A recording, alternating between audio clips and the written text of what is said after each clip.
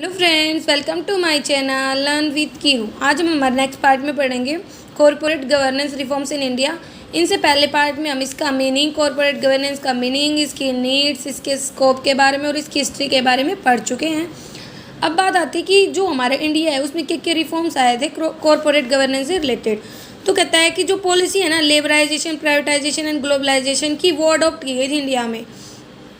Liberalisation मतलब जितने भी रिस्ट्रिक्शंस वगैरह थे वो हटा दिए गए थे, लाइसेंसिंग वगैरह के। प्राइवेटाइजेशन मतलब जितने भी पब्लिक सेक्टर यूनिट्स है उनको प्राइवेट सेक्टर से जोड़ना, मतलब उनकी जो ओनरशिप वगैरह है, उनकी जो काम करने का ऑथराइजेशन है वो प्राइवेट सेक्टर को देना। ग्लोबलाइजेशन मतलब हमारी इकोनॉमी को दूसरे देश की इकोनॉमी से जोड़ना।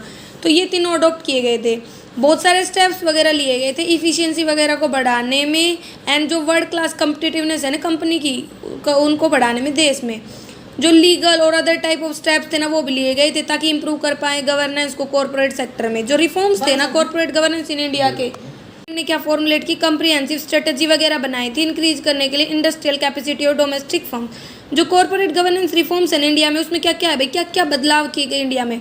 तो जो कैपिटल मार्केट की फंक्शनिंग थी उसमें एडवांसमेंट आया, इफेक्टिव प्रोटेक्शन किया गया माइनॉरिटी शेयर होल्डर्स का, extensive transparency in circulars, high degree of information disclosure किया गया, बोर्ड स्ट्रक्चर है ना उसमें इंप्रूवमेंट किया गया, कंपनी के ऑपरेटिंग सिस्टम में बदलाव किया गया, जो हमारी गवर्नेंस मैकेनिज्म था ना फाइनेंशियल इंस्टीट्यूशन वगैरह को, उसमें इंप्रूवमेंट किया गया, मतलब चेंजमेंट वगैरह लाए गए, जो भी कमियां थी उनको दूर किया गया। नीड क्यों पड़ी थी भाई इंडिया में, हमें रिफॉर्म्स क्यों लेके आए थे? क्योंकि देखो ग्लोबल कंपटीशन था, अब दूसरे देश का जो कंपटीशन वगैरह आ गया, ग्लोबली स्कैम्स हो रहे थे, फॉरेन कैपिटल की जो भी प्रॉब्लम थी और फॉरेन इंस्टीट्यूशनल इन्वेस्टर। तो देखो भाई अगर हमें फॉरेन कंपटीशन को फेस करना है तो हमें ज़रूरत है कि हमारा गवर्नेंस सेक्टर इंप्रूव हो, ठीक है। तो इसके लिए हमें परफॉर्मेंस थी जो इंडिया की, उसको इंप्रूव करने की ज़रूरत थी। जो भी इंडियन कंपनीज वगैरह थी उनकी सिचुएशन को इंप्रूव करने की ज़रूरत थी ताकि जो इंडियन कंपनी है वो क्या कर सके, गेन कर सके ग्लोबल रिस्पेक्ट्स, कहाँ पे अपनी इफ़िशियंसी वगैरह को इम्प्रूव कर सके।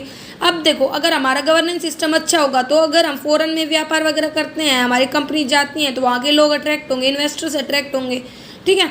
स्कैम्स कहते हैं, बहुत सारे स्कैम्स हुए थे हमारे स्टॉक मार्केट में, कॉर्पोरेट सेक्टर में। जैसे हर्षद मेहता स्कैम सबसे बड़ा स्कैम था, बैंकों के साथ उसने फ्रॉड वगैरह किया था। तो इन स्कैम्स वगैरह को दूर करने के लिए भी ज़रूरी था कि एक अच्छा कॉर्पोरेट गवर्नेंस रिफॉर्म्स वगैरह लाए जाए। फॉरेन कैपिटल, जो इंडियन कंपनी थी जो क्या चाहती थी, कैपिटल चाहती थी एडीआर, अमेरिकन डिपॉजिट रिसीप्ट से, ग्लोबल डिपॉजिट रिसीप्ट से, वो ना international standing of accounting reporting वगैरह को फुलफिल करना था। ये डिज़ायर कैसे अचीव हो सकती थी, एक अच्छी गवर्नेंस प्रैक्टिसेस के द्वारा, इसलिए रिफॉर्म चाहिए थे। फॉरेन इंस्टीट्यूशनल इन्वेस्टर, पिछले कुछ दशक में जो इन्फ्लो है ना फॉरेन एक्सचेंज इन्वेस्टर्स का इंडिया में, वो मतलब एक टाइप से कहें तो बहुत ज़्यादा बढ़ता गया है। क्यों? मेन रीज़न यही है कि अच्छी कॉर्पोरेट गवर्नेंस के कारण इंडिया में, ठीक है। अब आए हैं drawbacks of corporate governance reforms की, मतलब क्या क्या कमियां थी जो भी हमारे सेक्टर में रिफॉर्म्स वगैरह लिए गए उनके। तो देखो loss of individual decision making power, क्या हुआ कि जो गवर्नेंस था ना उसने डिसीजन मेकिंग पावर दे दी थी नॉन एग्जीक्यूटिव और इंडिपेंडेंट डायरेक्ट को, तो जिससे जो पर्सनल डिसीजन मेकिंग पावर है ना वो कम हो गई, ठीक है। दूसरा था स्लो डिसीजन मेकिंग, भाई इतने सारे कॉर्पोरेट गवर्नेंस थे तो भाई डिले हो रहा था डिसीजन मेकिंग में, क्योंकि देखो कंपनी में इतने सारे बोर्ड ऑफ डायरेक्टर वगैरह अपॉइंट किए जाते हैं और उन वो बार बार 1/3 के बाद रोटेशन के थ्रू वो चेंजमेंट भी होते रहते हैं, किसी के पास इंडिपेंडेंस होते तो डिसीजन मेकिंग में डिले होता है। ब्यूरोक्रेसी एंड रेड टैपिज्म, जो रिफॉर्म थे ना ब्यूरोक्रेसी के और रेड टैपिज्म के, उसने प्रोमोट किया था, जिससे क्या हुआ ज़्यादातर जो पीपल थे ना वो इसके फेवर में नहीं थे, ठीक है। Difficulty in running A company, ज़्यादातर जो रिफॉर्म थे ना कॉर्पोरेट गवर्नेंस थे वो मतलब डिफ़िकल्टी लेके आ रहे थे कंपनी को ऑपरेट करने में, इससे बैरियर्स वगैरह क्रिएट हो रहे थे इनोवेशन एंड क्रिएटिविटी में, ये भी इसकी एक ड्रॉबैक थी। सीक्रेसी की कमी थी, मतलब भाई इंप्रूवमेंट से क्या आया, ट्रांसपेरेंसी आ गई, मतलब बहुत ज़्यादा ओपननेस हो गई थी, तो जो कंपनी है उसे इन्फॉर्म करना पड़ता था अपनी जो इंपॉर्टेंट इंस्टीट्यूशनल इन्वेस्टर्स है उनको अपनी स्ट्रेटेजी और पॉलिसी के बारे में, जिससे जो भी सीक्रेसी थी मतलब जो भी ज़रूरी फैक्ट्स होते थे वो भी बाहर पब्लिश हो जाते थे।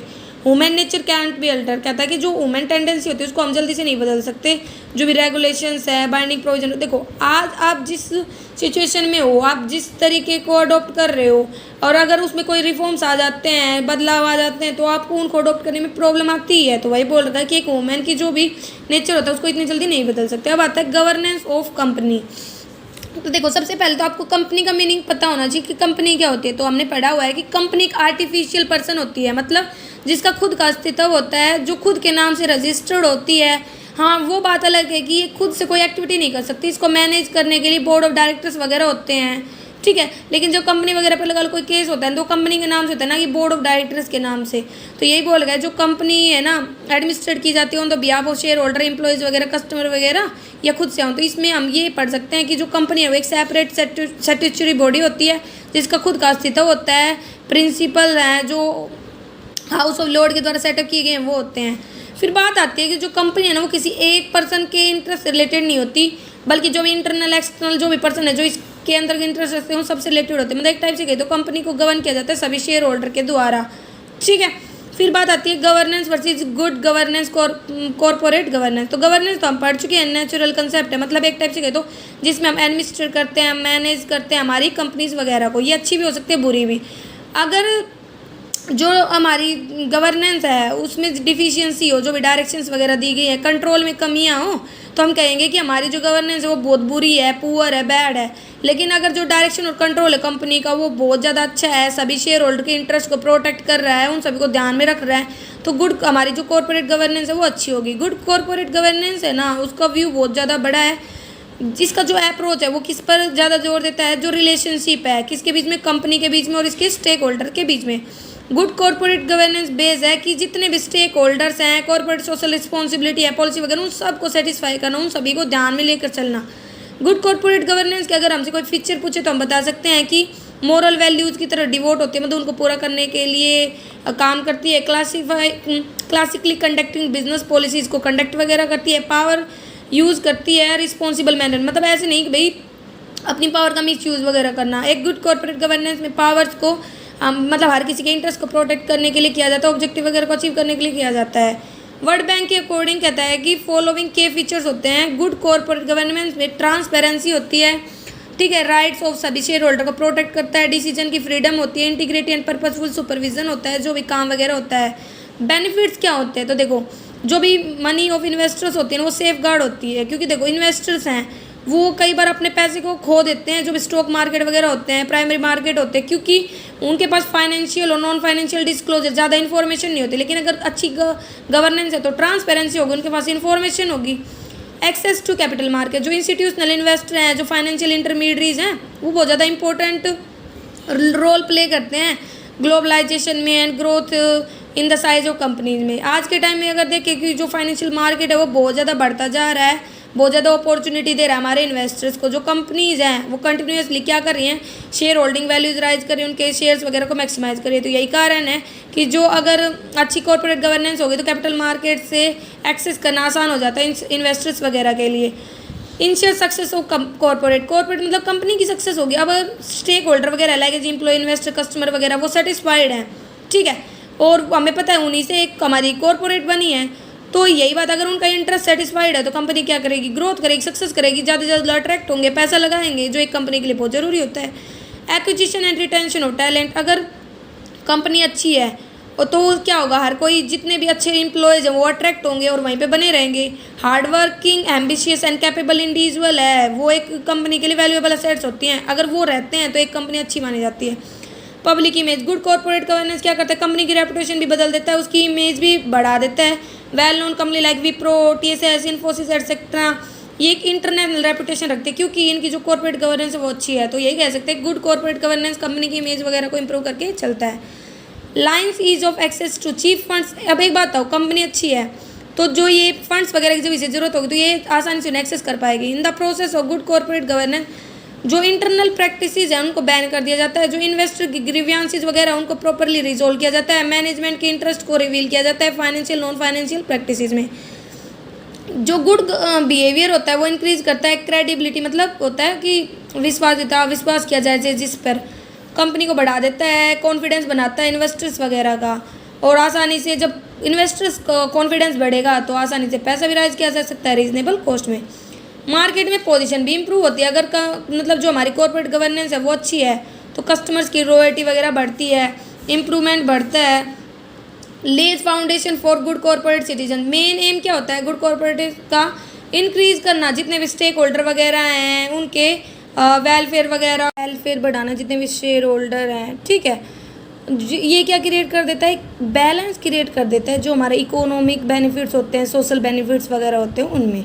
फिर क्या है, रिस्क को कवर करता है। करंटली जो कंपनीज़ है ना वो बहुत सारे रिस्क फेस करती हैं। ये रिस्क होते हैं जैसे प्राइस में डीरेगुलेशन होना, कंपटीशन बढ़ना, स्ट्रक्चरल चेंजेस वगैरह आ जाना। लेकिन जब अच्छी गवर्नेंस होती है तो क्या होता है, ट्रस्ट बढ़ता है अलग अलग सेक्शन ऑफ सोसाइटीज़ का और रिस्क कम होता है। इनोवेशन, अगर गुड कॉर्पोरेट गवर्नेंस हम अडॉप्ट कर लेंगे ना तो कंपनीज इनोवेशंस आ जाएगा सोशल सेक्टर्स में और बहुत सारी अपॉर्चुनिटीज़ मिलेंगी। ठीक है, जैसे कंपनीज है LITC, हिंदुस्तान यूनिलीवर, ये नए नए बिजनेस अपॉर्चुनिटी गेन करती है, इनोवेशंस आता है। अटैच ग्लोबल पर्सपेक्टिव, कहता है कि आज के टाइम में देखें ना तो बहुत सारे ट्रेड बैरियर्स हैं, कैपिटल फ्लोज से रिलेटेड लगा लो एक कंट्री से दूसरी कंट्री में। लेकिन अगर गवर्नेंस अच्छी है तो फॉरेन इंस्टीट्यूशनल इन्वेस्टर के लिए बहुत ज़्यादा फायदे की तरह काम करता है। पैसे के फ्लो में इजीनेस आती है क्योंकि शेयर होल्डर वगैरह का इंटरेस्ट हमें ध्यान में रखते हैं, उनका विश्वास बढ़ता है। Challenge to the path of good corporate governance, मतलब अगर हमें गुड कॉर्पोरेट गवर्नेंस को अपनाना है तो क्या क्या ऐसी चीज़ें हैं जो हमारे सामने एज ए चैलेंज काम करते हैं, मतलब एक चैलेंज की तरह हैं। तो देखो, इनइफेक्टिव लीडरशिप ऑफ चेयरमैन, मतलब जो हमारा चेयरमैन है ना वो कम्पिटेंट नहीं है, मतलब उसमें जो स्किल्स वगैरह है ना उसकी कमी है। इनएफिशिएंसी है बोर्ड में, which is the principal cause of, तो यही है एक ऑर्गेनाइजेशन की मिसफॉर्चून का काम, मतलब अभाग्य, मिसफॉर्चून बोल देते हैं ना, मतलब लक खराब है इसका। ठीक है, बोर्ड अच्छा बना लेते हैं लेकिन अगर लीडरशिप अच्छी नहीं है तो इंटरप्राइज क्या हो जाती है, फेल हो जाती है। ये इसके बीच में एक प्रॉब्लम आती है। दूसरा है पुअर कंपोजिशन ऑफ बोर्ड, मतलब बोर्ड को जब बनाया जाता है ना वो इतने अच्छे से नहीं बनाया जाता। जो डायरेक्टर है रिस्पॉन्सिबल है, effective utilization of resources, director जिनको सिलेक्ट करना चाहिए इस तरीके से कि जो एडिक्वेट एक्सपीरियंस स्किल वगैरह है वो देखी जाए जो जरूरी है एक इंटरप्राइजेस के लिए। इल डिफाइंड रोल एंड रिस्पॉन्सिबिलिटी, मतलब कई बार जो रोल्स हैं, रिस्पॉन्सिबिलिटीज़ है, फंक्शंस वगैरह हैं डायरेक्टर के, उनको ना अच्छे से एक्सप्लेन ही नहीं किया जाता। इससे क्या हो जाता है कि ऐसी सिचुएशन आ जाती है कन्फ्लिक्ट की एग्जीक्यूटिव मैनेजमेंट एंड बोर्ड के सामने। इनएप्रोप्रिएट साइज है बोर्ड का, कहता है कि ना तो साइज ज़्यादा छोटा होना चाहिए ना बड़ा होना चाहिए। लार्ज साइज होगा तो एडवर्सली अफेक्ट करेगा, कॉस्ट ज़्यादा आएगी, और छोटा साइज होगा तो इनएफिशिएंसी आएगी क्योंकि काम पूरा नहीं होगा। Low level of integrity of management, एक बोर्ड का जो डायरेक्टर होता है ना मतलब उसके जो इंटीग्रिटी लेवल है वो बहुत ज़्यादा कम होता है। मिस यूज करता है ट्रस्ट ऑफ शेयर होल्डर का, मतलब शेयर होल्डर भैया हमें पता है कि किन पर विश्वास करके करेंगे, बोर्ड ऑफ डायरेक्टर पर, क्योंकि उन्हें पता है कि मैनेजमेंट का काम उनके ही हाथ में है।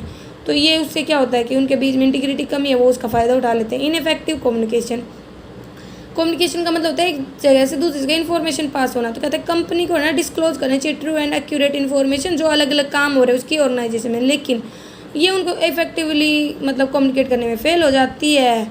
ठीक है, तो यही पुअर कॉर्पोरेट गवर्नेंस की प्रॉब्लम है। ठीक है, अगर इसीलिए हमें एक अच्छी कॉर्पोरेट गवर्नेंस रखनी चाहिए। यहाँ पे हमारा चैप्टर कंप्लीट होता है। अगर आपको इसमें कोई भी डाउट हुआ है यहाँ तक तो आप कमेंट करके पूछ सकते हैं। आपको मेरी वीडियो कैसी लगी ये भी कमेंट करके ज़रूर बताएं। पहली बार मेरे चैनल पे आए तो इसे लाइक करें, सब्सक्राइब करें और शेयर करें। Thank you.